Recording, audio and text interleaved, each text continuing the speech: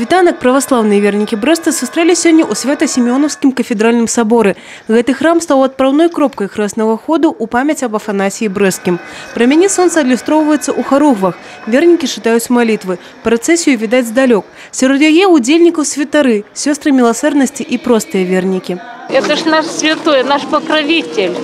Это защитник нашего православия. Это чудо, это счастье. Читаем его очень, любим. А что помогает идти? Сила и Божья воля. Працягласць маршруту ад сабора до мужчынскага манастыра святого Афанасія 5 километров. Вера – рухаючая сила, якая дапамагае пераадолець шлях. Это большой праздник.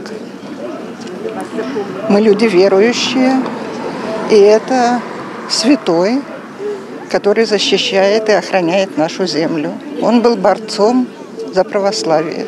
Шлях пройдзены, пачынаецца ўрачыстая служба. Да будет воля Твоя, яко на небеси и на земле. Хлеб наш насущный дашь нам днесь, и остави нам долги наши, как мы оставляем должникам нашим. Узначаліў набажэнства патрашы экзарх усія Беларусі мітрапаліт Мінскі Заслаўскі Павел. Удзел ва ўрачыстай літургіі узялі святары з Беларусі, Расіі, Польшы і Украіны.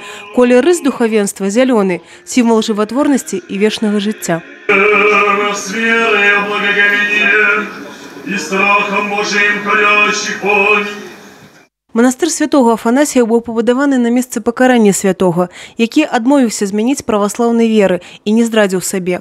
У 1649 годзе Афанасій Філіповіч быў кананізаваны. Мы сегодня празднуем не смерть, а победу жизни над смертью. Вспоминая преподобного мученика Афанасия Брэсцкого, можно вспомнить апостола Павла, который почти 2000 лет тому назад говорил о том, что жизнь для меня – это Христос, а смерть – приобретение.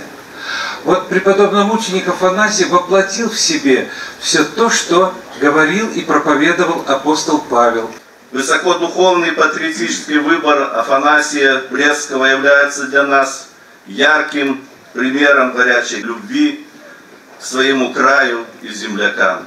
Вот малой родины его имя называется брестчанами в числе первых из достойнейших граждан, рожденных нашей прекрасной землей.